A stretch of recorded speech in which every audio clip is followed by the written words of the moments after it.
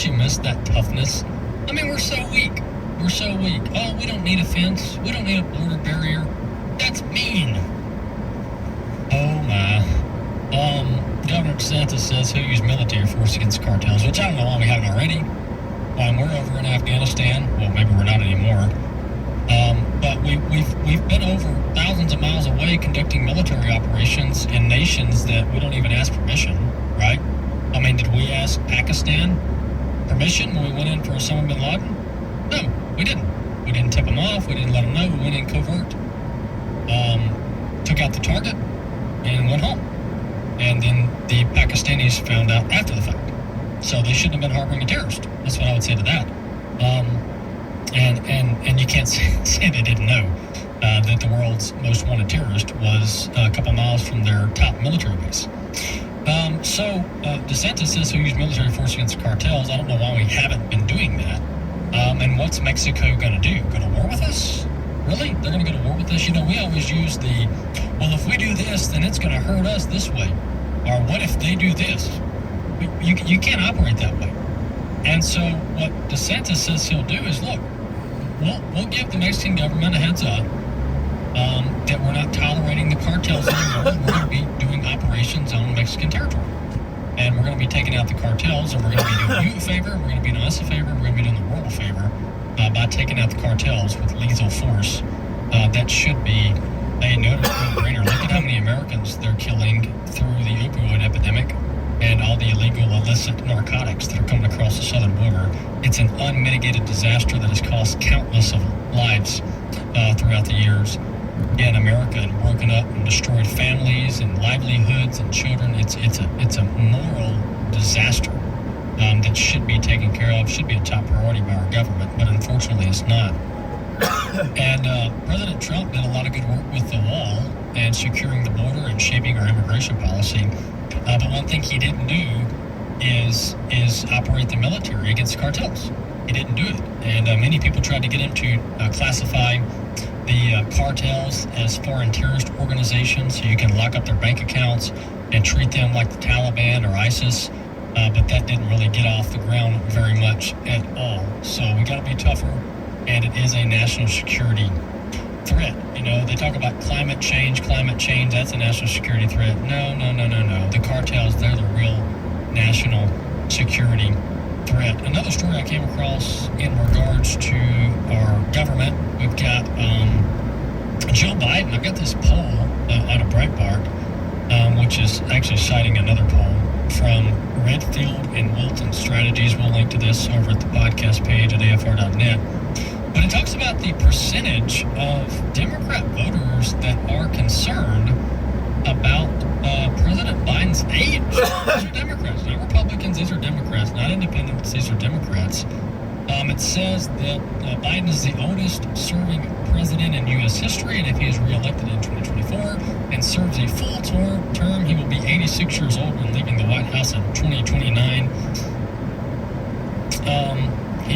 This story goes on to say that the report with this exclusive poll found that while the majority of Biden voters were concerned about the president's age, there was an even greater division about whether his age should rule him out of seeking a return to high office. So in total, about 75% of Democrats in all said they were concerned to some degree about his age. Now, some of them said, I'm very concerned.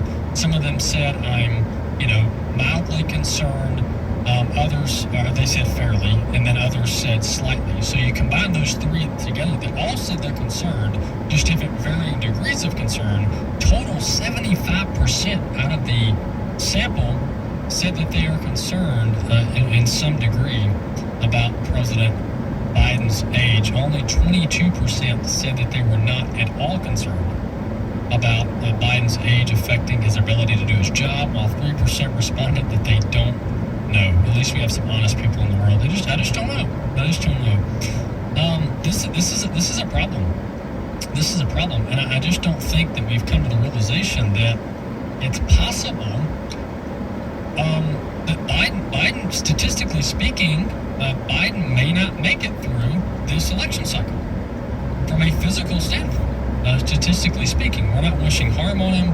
We're not saying, anything negative should happen to him. We're just saying, statistically speaking, at his age, it's highly likely that he won't make it through to the next term from a physical standpoint, from an able-bodied standpoint. Then you factor that with what's going on with Donald Trump.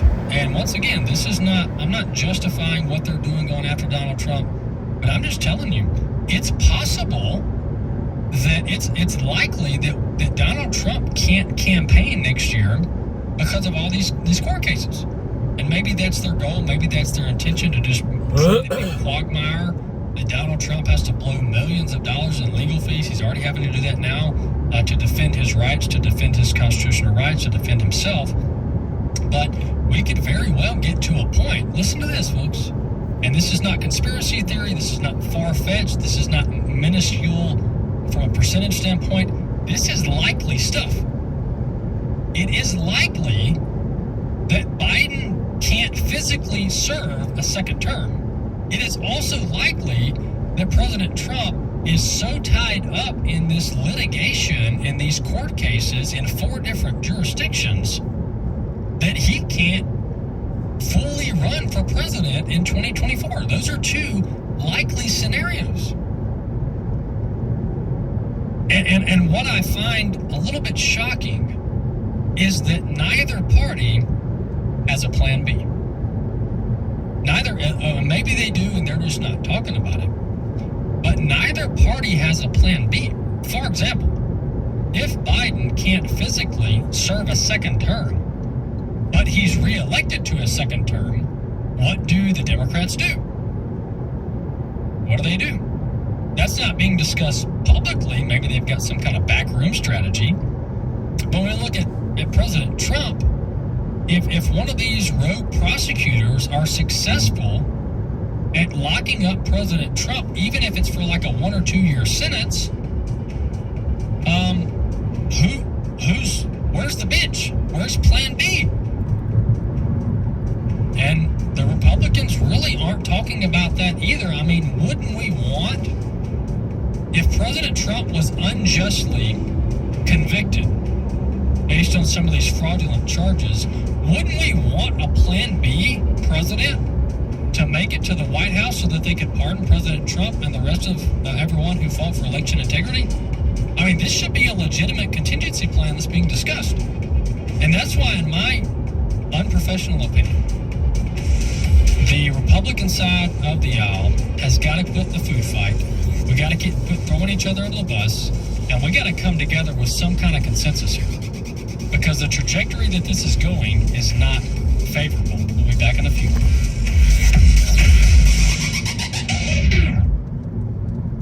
He who walks with wise men will be wise, but the companion of fools will be destroyed. My name is Abraham Hamilton III, and this is the Hamilton Minute. The American Enterprise Institute conducted an empirical study to understand the decline of religious faith in America. They concluded the data seem to show the main driver of secularization in the United States is government spending on education and control over the curricular content taught in schools. Why? Because children learn more at school than reading, writing, and arithmetic. They imbibe a whole set of implied assumptions about what's important in life. Faith in God becomes a sort of optional, weekend hobby akin to playing tennis or video games. And our tax dollars pay for it. Listen each weekday from 5 to 6 p.m. Central for the Hamilton Corner with Abraham Hamilton III, public policy analyst for the American Family Association. This is Raising Godly Girls Minute with Patty Garibay of American Heritage Girls. Historically, a post-high school faith exodus typically happened once a child turned 18 when she chose not to live out her faith. With the ever-present use of social media apps, we are now seeing adolescents abandon their faith even earlier. The drift, previously described as the slow fade, now is marked by a worldly justified offloading of one's faith. Want to prevent the drift?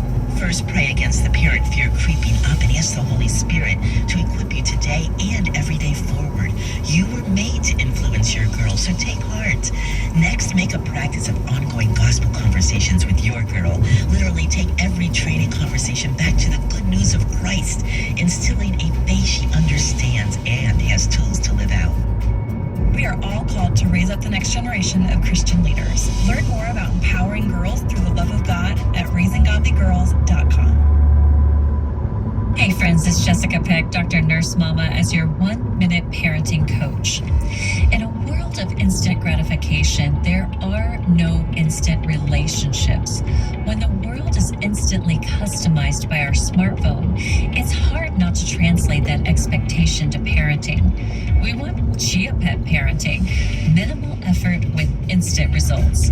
We want to be a virtual assistant that instantly solves problems with an immediate survey about our service. Instead, we get eye-rolling, shoulder shrugs, or downright hostility. Parenting is like growing a pineapple. It takes 24 months of care before you see fruit. So plant with confidence. Let your teen see faith in what you're growing. Remember that planting and harvesting don't happen in the same season. I'll see you on the Dr. Nurse Mama podcast here on American Family Radio.